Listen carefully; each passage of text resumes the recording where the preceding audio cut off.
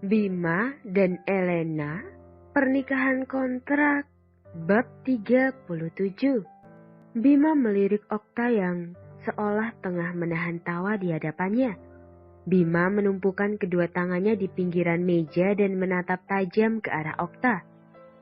"Saya nggak akan bayar kamu di perusahaan ini untuk menertawakan saya, Okta," tegur Bima tajam. Yang ditegur langsung sadar dan berdehem kecil. Berusaha kembali profesional seperti biasa. "Memangnya Bapak ingin menenangkan siapa, Pak?" "Nona Sandara." Mendengar nama Sandara, Bima langsung mengernyit kesal. Apa saya terlihat seperti tipe lelaki yang akan membujuk wanita seperti Sandara? "Saya rasa tidak, Pak." "Lalu?" Bima kembali duduk di kursinya dan melipat kedua tangannya di depan dada. "Kau melupakan statusku sekarang, Okta?"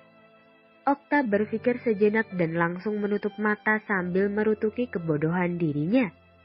Ingin rasanya Okta memukul kepalanya yang sepertinya sudah mulai tidak berfungsi dengan baik. Apa otaknya mulai mengalami gangguan?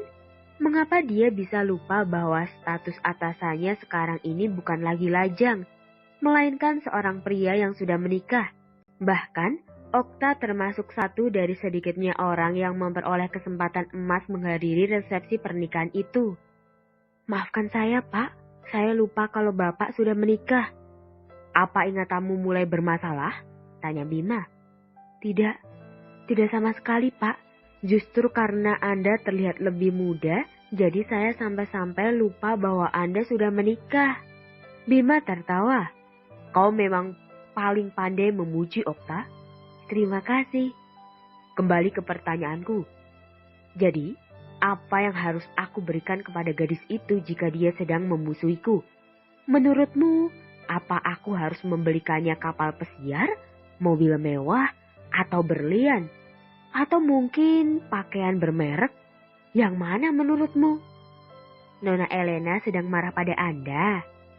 "Ya begitulah. Tapi tunggu dulu." Bima kembali mengernyit dan memicingkan matanya ke arah Okta. "Kenapa kau memanggilku Bapak, sedangkan kau memanggil istriku Nona?"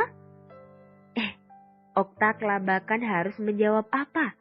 Ayolah, kenapa juga atasan dinginnya ini harus bertingkah seperti anak kecil sekarang? "Jawab," tidak Bima dengan sikap angkuh tuh demaknya.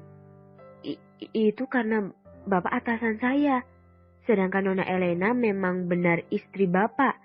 Tapi saya rasa memanggil ibu terlalu tua untuk gadis yang baru berusia 20 tahun. Dan sepertinya Nona El juga tidak menyukai jika dipanggil ibu oleh saya. Bahkan Nona El menyuruh saya hanya memanggil namanya tanpa embel-embel apapun saat pesta resepsi Anda. Jawab Okta jujur. Karirnya bergantung pada mood Bima sekarang. "Baiklah, bisa aku maafkan. Sekarang beritahu pendapatmu." Okta melipat bibirnya sambil berpikir. "Saya rasa Bapak cukup meminta maaf secara tulus dan memberi hadiah kecil yang sederhana untuk Nona El. Boneka misalnya? Apa tidak terlalu biasa? Saya rasa bocah tengil itu tidak akan suka." "Justru saya yakin Nona El akan menyukainya." "Dari mana kau yakin?"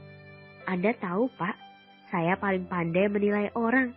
Bukankah itu salah satu alasan Bapak menjadikan saya sekretaris Bapak?" Bima mengangguk setuju. "Ya, kau benar.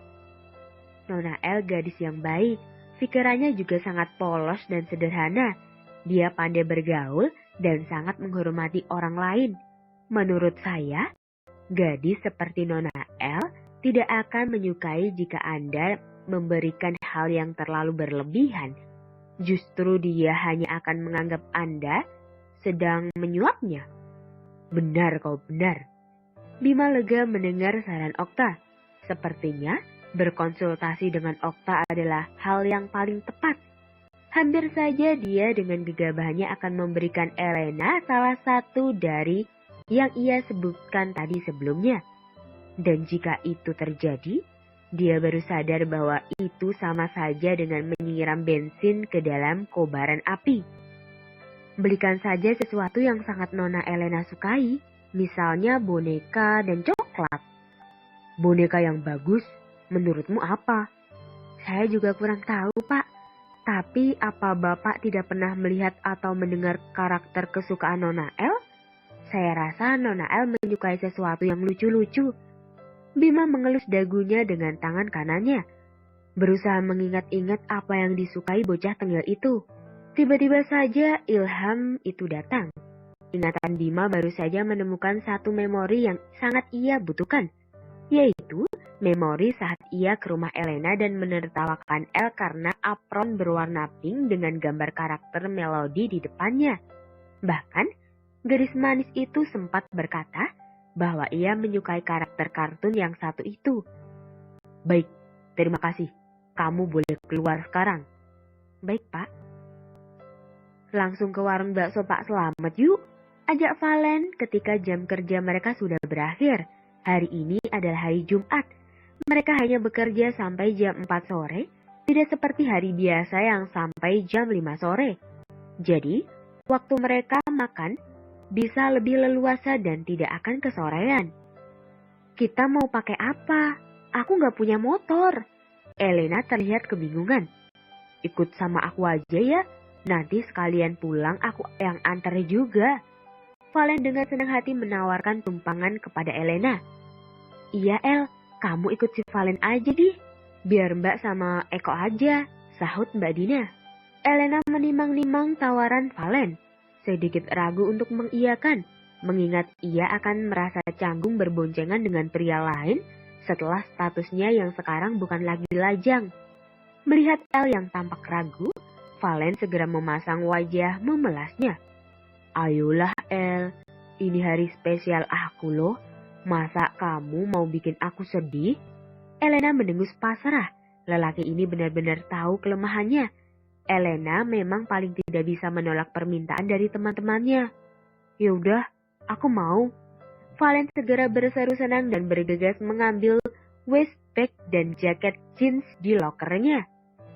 Mbak Karin, yakin gak mau ikut? Tanya Elena memastikan. Sebelumnya, anak-anak yang lain sudah mengundang Karin. Namun perempuan itu menolak dengan dalih bahwa dia harus menyelesaikan laporan keuangan toko sebelum ibunya kembali. Enggak El, kamu aja ya. Nanti kapan-kapan Mbak baru ikut, jawab Karin lembut. Sayang banget Mbak Karin gak ikut. Wajah Elena sekarang sudah mulai cemberut, memperhatikan ekspresi persis anak kucing yang menggemaskan.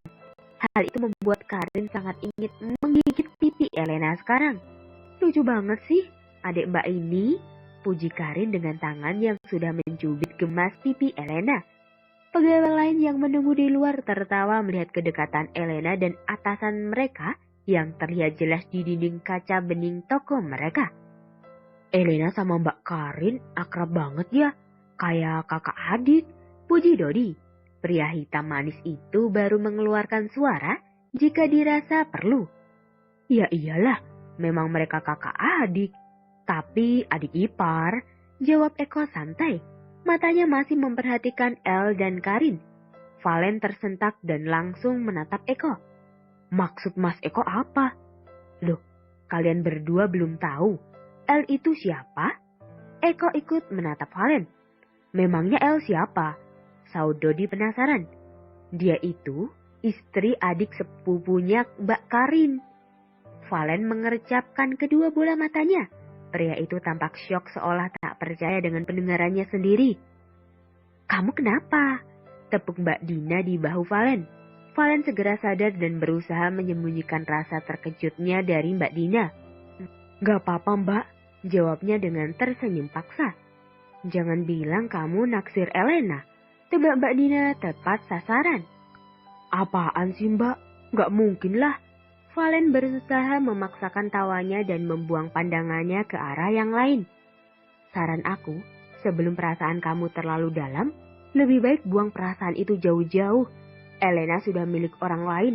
Lanjut Mbak Dina. Sebagai wanita yang sudah menikah, ia memiliki banyak pengalaman dalam hal percintaan.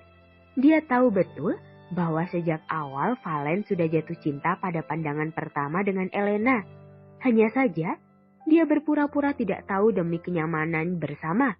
Tetapi hari ini, ketika Valen ingin mentraktir mereka makan, Dina tahu bahwa ini hanya modus Valen agar dia dan El bisa lebih dekat. Benar-benar pria yang menyedihkan, pikir Dina. Terima kasih telah mendengarkan.